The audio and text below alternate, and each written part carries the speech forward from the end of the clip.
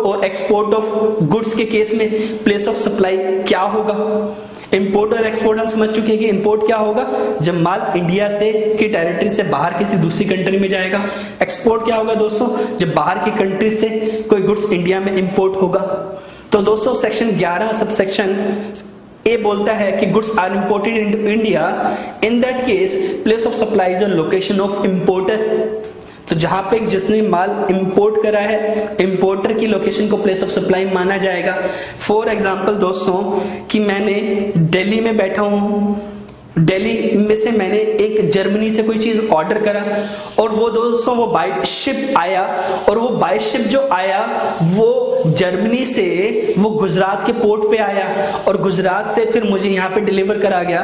तो दोस्तों क्या मैं मानूं कि जब वो जर्मनी से गुजरात पोर्ट के अंदर आ गया इंडिया के अंदर, तो गुजरात प्लेस ऑफ सप्लाई है? नहीं, क्योंकि मैं कहाँ बैठा हूँ, इंपोर्टर का प्लेस कहाँ पे, दिल्ली के अंदर। तो प्लेस ऑफ सप्लाई इस केस में क्या मानी जाएगी, ना गुजरात नहीं मानी जाएगी, दिल्ली मानी जाएगी।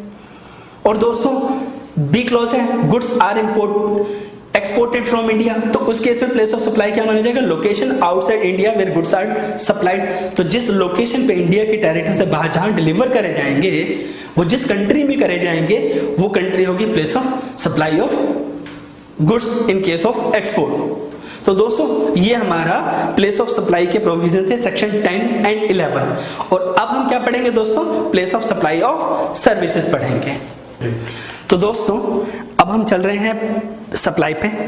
अब दोस्तों सप्लाई बताने से पहले supply, place of supply of services जो है थोड़ा सा, उसके अंदर बहुत सारे सबसेक्शंस हैं, बहुत सारे सप्लाईज के बारे में प्लेस ऑफ सप्लाई बताया गया है, और उसके अंदर सप्लायर और रिसिपिएंट के प्लेस की बातें ज्यादा होती हैं। तो पहले मैं आपको कुछ डेफिनेशन, इंपॉर्टेंट डेफिनेशन इससे रिलेटेड समझाऊंगा, फिर मैं place of supply of services पे चलूंगा। अब सर्विसेज के अंदर भी मैं इतनी सारी डिटेल में चलता चलूंगा, बताता चलूंगा आपको दोस्तों, तो कहीं ना कहीं कुछ चीजें मिक्सअप होने लगी। तो रिक्वेस्ट है आपसे, वीडियो को दोबारा रिवाइज करके, बैक करके दोबारा से चीजों को समझ लीजिएगा, अगर कुछ चीजें अगर पीछे छूट जाएं समझने से। और दोस्तों अगर नहीं भी तो नोट्स उठा के दोबारा पढ़ लीजिएगा, जो पीपीटी है इस पीपीटी को दोबारा से रिवाइज कर लीजिएगा। फिर दोस्तों जब चीजें क्लियर हो जाएं, तो उसके बाद मैंने लास्ट में फ्लो चार्ट भी रखा है सप्लाई ऑफ सर्विसेज के लिए, क्योंकि कितने सारे सबसेक्शन है, उसको कोशिश करिए कि समराइज फॉर्म में एक ही चार्ट के अंदर आपको समझा दूं, वो दिया है। उसके बाद उसकी ग्रीड भी दी है कि अगर ये सबसे पूरे सारे सबसेक्शंस को कि अगर समझाना हो पूरे सेक्शन 12 और 13 को, तो उसका भी एक फ्लो चार्ट दिया है, तो उससे भी समझेंगे। तो दोस्तों शुरू करते हैं पहले किससे, डेफिनेशन से। डेफिनेशन पहले सबसे पहले देखते हैं हम, location of supplier of services, जो कि कहां दी गई है, section 2 subsection 71 of CGST act, जो कहता है, इस डेफिनेशन को हमने टेबल फॉर्म में बता रहे हैं ताकि समझ में आए। यहां पे supply is made from registered place of business, then place of supply is for supplier, location of such place of business. तो अगर जहां से वो बिजनेस कर रहा है, जो प्लेस ऑफ बिजनेस है वो अगर रजिस्टर्ड है, तो वो रजिस्टर्ड प्लेस ऑफ बिजनेस क्या बन जाएगा, सप्लायर का प्लेस ऑफ सप्लाई बन जाएगा। अब दूसरा दोस्तों second line, unregistered fixed establishment, यानी कि supply is made from unregistered fixed establishment, यानी कि सप्लाई कहां से करी जा रही है, अनरजिस्टर्ड यानी कि वो रजिस्टर्ड नहीं है, कहां से कर रहा है, किसी फिक्स्ड एस्टेब्लिशमेंट से कर रहा है। तो उस केस में place of supply for supplier is a location of such fixed establishment, यानी कि इंडिया के अंदर उसका कुछ उसका लोकेशन है जहां से वो सप्लाई देता है, जो कि फिक्स्ड एस्टेब्लिशमेंट है। तो वो जिस बिल्डिंग से सप्लाई करता है वो बिल्डिंग बन जाएगी place of supply, in case अगर वो उसने रजिस्ट्रेशन जीएसटी में नहीं करा रखा है उस बिल्डिंग का।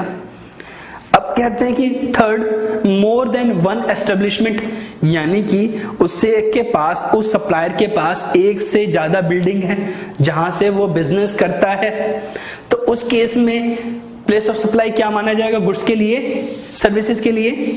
Location of establishment most directly concerned with receipt of supply, यानी कि जो बिल्डिंग, जो एस्टेब्लिशमेंट उस प्लेस ऑफ सर्विसेज के लिए सबसे ज्यादा क्लोज होगी, कनेक्टेड मानी जाएगी कि यहीं से सप्लाई हुई है, तो वो उस प्लेस को, उस बिल्डिंग को हम क्या कहेंगे? Place of supply of services for supplier. अब इसके अलावा दोस्तों अगर ना तो वो रजिस्टर्ड है, ना तो उसका फिक्स एस्टेब्लिशमेंट है, तो उस केस में हम कहेंगे, क्या कहेंगे? Other cases. तो उस केस में location of usual place of residence of recipient become place of supply. तो जहां पे जिसको डिलीवरी करी है, जिसको सर्विसेज दी गई है, वो रिसिपिएंट का प्लेस ही क्या बन जाएगा? Place of supply for supplier. अब दोस्तों location of recipient of services, तो यहां पे अब हम सेक्शन 2 सबसेक्शन 70 की बात कर रहे हैं सीजीएसटी एक्ट के अंदर। ये भी हमने टेबल फॉर्म में बनाया है। सप्लाई इज रिसीव्ड एट, कहां पर रिसीव करी जा रही है? रजिस्टर्ड प्लेस ऑफ बिजनेस के पर। और प्लेस ऑफ सप्लाई क्या मानी जाएगी फिर इस केस में? अगर रिसिपिएंट रजिस्टर्ड है जीएसटी के अंदर, वो जिस एड्रेस पे रजिस्टर्ड है वो क्या माना जाएगा? Place of supply. समझ गए दोस्तों? अगर रजिस्टर्ड है तो रजिस्टर्ड वाला रजिस्ट्रेशन का जो एड्रेस है वही प्लेस ऑफ सप्लाई माना जाएगा।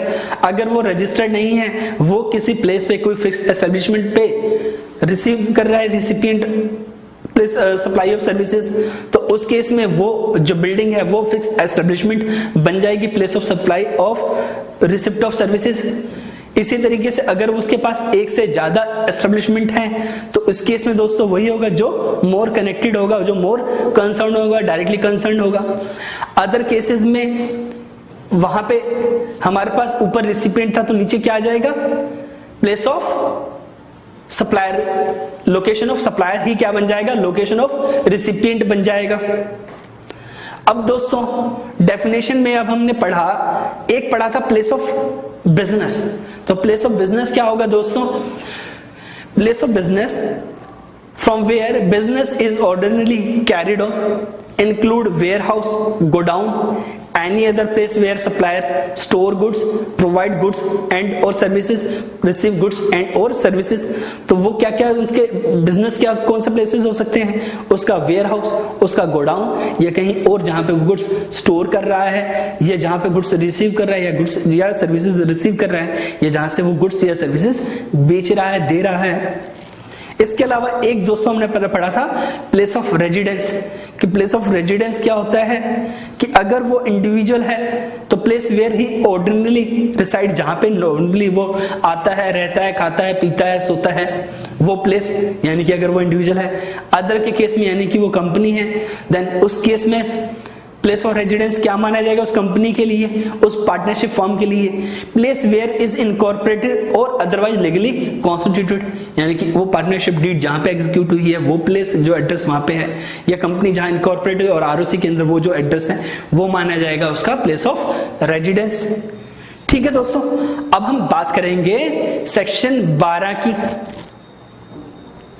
सेक्शन 12 क्लोज 1 सबसेक्शन 1 तो कुछ नहीं है, सबसेक्शन 2 से कहानी बातें स्टार्ट होती है प्लेस ऑफ सप्लाई के लिए। तो इस केस में सबसेक्शन 2 क्या बोलता है कि सप्लाई मेड टू, अगर रजिस्टर्ड पर्सन, तो दोस्तों हमने रजिस्टर्ड पर्सन में क्या बोला था? Place of supply for recipient.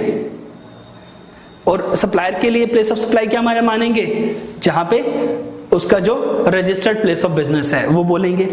तो इस केस में दोस्तों लोकेशन ऑफ रिसिपिएंट क्या माना जाएगा? Place of supply.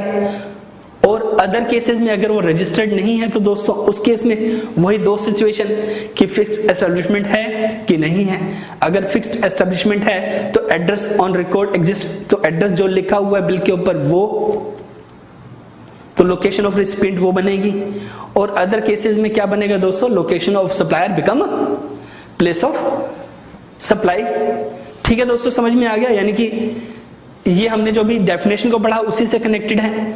इजी है, समझ में आ गया? अभी समझ में आ गया होगा आपको कि रजिस्टर्ड है तो प्लेस ऑफ सप्लाई वाला ही माना जाएगा, तो लोकेशन ऑफ रेसिपिएंट वो माना जाएगा, रजिस्टर्ड जो एड्रेस है उसका जीएसटी में।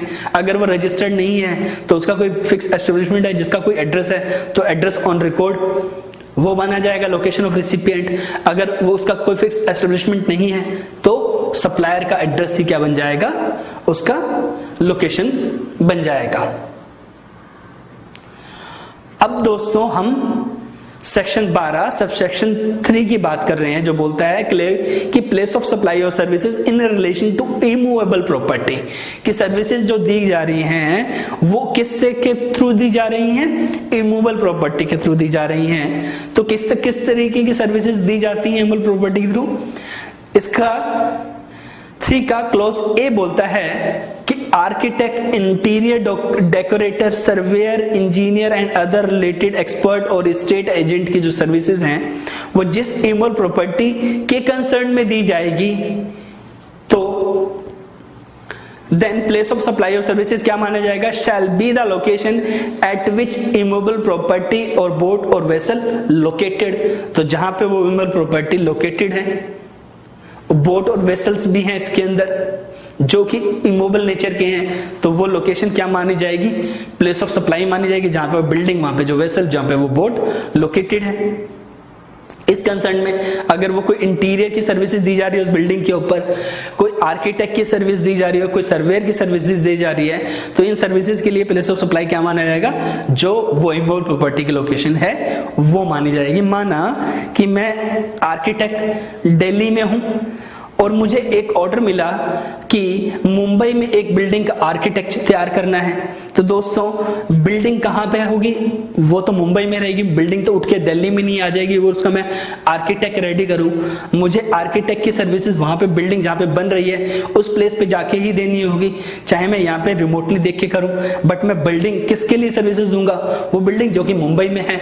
तो प्लेस ऑफ सप्लाई क्या मानना चाहिए, वही ना जहां पे वो प्रॉपर्टी लोकेटेड है। तो मेरे लिए प्लेस ऑफ सप्लाई दिल्ली से क्या मानी जाएगी, मुंबई मानी जाएगी। इवन तो जो कंपनी है जो बॉम्बे में जो बिल्डिंग बना रही है वो कंपनी भी दिल्ली में लोकेटेड है, तब भी वो रजिस्टर्ड है, तब भी तो इस केस में क्या लोकेशन मानी जाएगी, जहां पे इमूवेबल प्रॉपर्टी है। तो प्लेस ऑफ सप्लाई यहां पे क्या माना जाएगा, मुंबई, जहां पे वो इमूवेबल प्रॉपर्टी लोकेटेड है। और क्या कहता है दोस्तों, grant to of right to use such immovable property और फॉर कैरिंग आउट और कोऑर्डिनेशन ऑफ कंस्ट्रक्शन वर्क, यानी कि मुझे उस इमूवेबल प्रॉपर्टी को अगर मैं लेट आउट किराए पे लेता हूं, ये किराए पे देते हैं, तो वो रेंटिंग वाली सर्विसेज के लिए प्लेस ऑफ सप्लाई क्या मानी जाएगी, वही जो इमूवेबल प्रॉपर्टी की लोकेशन है, या उस पे कोई कंस्ट्रक्शन की सर्विसेज करी जा रही है तो प्लेस ऑफ सप्लाई क्या माना जाएगा, वही जो कि इमूवेबल प्रॉपर्टी की लोकेशन है। थर्ड है दोस्तों, lodging accommodation by hotel in guest house, home stay, club, composite and including a house boat और एनी अदर वेसल्स। तो दोस्तों अगर होटल हॉस्पिटैलिटी की कोई सर्विसेज, होटल की कोई सर्विसेज है, गेस्ट हाउस कोई भी है जो कि आप किसी में इमूवेबल प्रॉपर्टी के थ्रू दे रहे हैं, कोई बिल्डिंग के थ्रू दे रहे हैं, तो जो बिल्डिंग की लोकेशन है, जो बिल्डिंग जिस प्लेस पे है वो लोकेशन क्या मानी जाएगी, प्लेस ऑफ सप्लाई। माना मैं दिल्ली से गया गुजरात इंदौर में, और इंदौर में मैं ऑडिट करने गया, और ऑडिट करने के लिए मैंने वहां पे होटल बुक करा, तो होटल तो इंदौर में ही होगा ना दोस्तों। और इंदौर वाले होटल ने मुझे बिल रेज करा, इवन मैं दिल्ली में, मेरी जो फर्म है जीएसटी में रजिस्टर्ड है, पर मेरी इंदौर के अंदर कोई ब्रांच नहीं है, तो मैंने उसको अपना दिल्ली का जीएसटीएन दिया। तो दोस्तों मैं रजिस्टर्ड हूं, तो क्या मुझे दिल्ली में वो प्लेस ऑफ आईजीएसटी का बिल दे सकता है? इस केस में नहीं दे पाएगा। क्यों? क्योंकि वो यहाँ पे सेक्शन 12(3) ये बोलता है कि अगर होटल गेस्ट हाउस की सर्विसेज है तो उस केस में प्लेस ऑफ सप्लाई वही होगा जो हो जहां पे वो होटल है। तो कभी वो जो बिल देगा वो तो गुजरात में, अगर मैंने बोला आपका एग्जांपल, तो गुजरात ही होगा। तो यानी कि वो मेरे को सीजीएसटी और एसजीएसटी ही लगा के बिल देगा, मुझे दिल्ली का बिल नहीं दे सकता है, बिकॉज उसके लिए प्लेस ऑफ सप्लाई क्या होगी, जहां पे वो बिल्डिंग है जो कि गुजरात में है। अगला केस दोस्तों, accommodation in any immovable property for organizing any marriage, reception, official, social, cultural, religious or business function including service providing in relation to such function at such property। तो जिस प्रॉपर्टी पे, जिस इमूवेबल प्रॉपर्टी पे function, marriage और banquet की जो भी services होंगी, तो जो इमूवेबल प्रॉपर्टी की लोकेशन है वही प्लेस ऑफ सप्लाई माना जाएगा। और इससे के अलावा इससे रिलेटेड कोई एंसिलरी सर्विसेज दी जाएंगी, होटल से रिलेटेड वो सब सर्विसेज भी के लिए भी प्लेस ऑफ सप्लाई क्या माना जाएगा, वही जो कि इमूवेबल प्रॉपर्टी का प्लेस है। इसके अंदर प्लेस ऑफ सप्लाई सर्विसेज के अंदर दोस्तों दूसरा पॉइंट लिखा हुआ है कि if location of immovable property located outside India then place of supply shall be location of recipient. तो अगर उसकी लोकेशन, इमूवेबल प्रॉपर्टी की लोकेशन इंडिया से बाहर की है, तो इस केस में बाहर वाली लोकेशन को नहीं माना जाएगा place of supply. Place of supply के लिए क्या लोकेशन मान ली जाएगी, जो कि रेसिपिएंट की लोकेशन कहां है, इंडिया के अंदर है, वो इसी को प्लेस ऑफ सप्लाई मान लिया जाएगा। अब दोस्तों आगे बढ़ते हैं इसके सबसेक्शन 4 की तरफ, जो कहता है कि place of supply of services in relation to restaurant and catering etcetera. अब इसके अंदर कौन कौन सी आती है सर्विसेज दोस्तों, restaurant and catering services, personal grooming fitness services यानी कि जिम की बात कर रहा है, ब्यूटी ट्रीटमेंट ब्यूटी पार्लर की सर्विसेज की बात कर रहा है, health services including cosmetic and plastic surgery की बात कर रहे हैं, इनकी हाई लेवल वाली जो कॉस्मेटिक सर्विसेज होती है, प्लास्टिक मैनिक्योर पेडिक्योर की बात कर रहा है। तो उसके केस में प्लेस ऑफ सप्लाई क्या होगा दोस्तों, location where services actually performed. तो ये परफॉर्मेंस बेस्ड है, जहां पे भी आप रेस्टोरेंट कैटरिंग की सर्विस दोगे, जहां पे भी पर्सनल ग्रूमिंग फिटनेस की ट्रेनिंग दोगे, जहां पे भी आप ये प्लास्टिक कॉस्मेटिक सर्जरी की ट्रेनिंग सर्विसेज दोगे, जिस लोकेशन पे दोगे, आप ये नहीं है कि आप दिल्ली से मुंबई जा रहे हैं, जहां पे भी आप ये सर्विस दे रहे होंगे वो प्लेस क्या बन जाएगा, place of supply of services बन जाएगा। अगला है दोस्तों इसी से section 12 subsection 5, place of supply of services in relation to training and performance appearance. तो इस केस में दोस्तों ट्रेनिंग एंड परफॉर्मेंस अप्रेजल के केस में अगर ये सर्विसेज किसी रजिस्टर्ड पर्सन को दी जा रही हैं, तो उसके लिए हमें परफॉर्मेंस वो कहां पे दी जा रही है मैटर नहीं करेगा, जो रजिस्टर्ड पर्सन का प्लेस ऑफ बिजनेस है वही बन जाएगा प्लेस ऑफ सप्लाई। अगर वो रजिस्टर्ड नहीं है तो जहां पे एक्चुअली परफॉर्म होंगी वो ये सारी सर्विसेज वो बनेगा place of supply of services. दोस्तों आगे है सबसेक्शन 6 जो कि कहता है place of supply of services in relation to organization of cultural event etcetera. तो उस केस में organization of cultural artist supporting scientific education entertainment event including supply of services in relation to conference fair exhibition celebration और similar events and services ancillary to organization. तो किसी भी तरीके के जो इवेंट मैंने बोले, अगर वो इवेंट ऑर्गेनाइज होते हैं तो उस इवेंट के लिए प्लेस ऑफ सप्लाई क्या बनेगा, ऑफ सर्विसेज क्या बनेगा, shall be the place where the event is actually held or where the park or such other places is located। तो जहां पे ये इवेंट ऑर्गेनाइज होगा जिस जगह पे है वो प्लेस ऑफ सप्लाई और सर्विसेज माना जाएगा। तो एक तरह से ये भी क्या हुआ, परफॉर्मेंस बेस्ड हुआ। पर दोस्तों कई बार ये इवेंट जो होते हैं मल्टी स्टेट होते हैं। आप कहेंगे सर ये कैसे होते हैं? दोस्तों जैसे कि मैराथन हो रही है, मैराथन स्टार्ट हुई जैसे दिल्ली के अंदर होती है, वो दिल्ली से चलती है नोएडा तक जाती है, मे भी हो सकता है गुड़गांव तक जाती है। तो उसके अंदर क्या हुआ दोस्तों, 2 स्टेट हो गए ना, मल्टी स्टेट हो गया। या एक है जो कि स्पोर्ट्स ऐसा ही इवेंट ऐसा है जो कि मल्टी स्टेट से होके आएगा कि कोई हम रोड शो लेके जा रहे हैं जो कि मल्टी स्टेट को कवर करेगा। तो इस केस में प्लेस ऑफ सप्लाई क्या होगा दोस्तों, कहता है कि multi state event organisation of cultural artist supporting scientific education, उसी की बात कर रहा है। तो उस केस में सप्लाई टू रजिस्टर्ड पर्सन, अगर ये सप्लाई किसको दी जा रही है, रजिस्टर्ड पर्सन को दी जा रही है, तो उस केस में शैल be the location of such person, यानी कि उसका जो प्लेस ऑफ बिजनेस है, रजिस्टर्ड प्लेस ऑफ बिजनेस है, वो प्लेस ऑफ सप्लाई माना जाएगा। अगर वो रजिस्टर्ड नहीं है तो जहां पे वो सर्विसेज एक्चुअली परफॉर्म हो रही है वो माना जाएगा। और if event is held outside India, ये बाहर हो रहा है, the place shell be the location of recipient.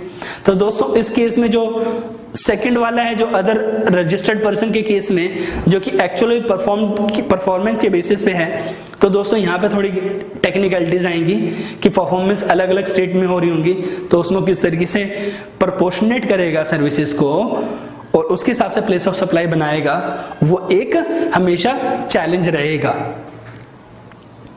अब आगे दोस्तों हम सेक्शन 12 सबसेक्शन 8 की बात करते हैं, जो कि कहता है कि place of supply of services by way of transportation of goods की ट्रांसपोर्टेशन की बात कर रहे हैं दोस्तों, जो बोलता है कि by way of transportation of goods including by mail और कुरियर, यानी कि कुरियर वाले भी इसके अंदर इंक्लूड हैं। अगर रजिस्टर्ड पर्सन को दे रहा है तो वो जो कि रजिस्टर्ड उसका प्लेस ऑफ बिजनेस है वही बन जाएगा प्लेस ऑफ सप्लाई।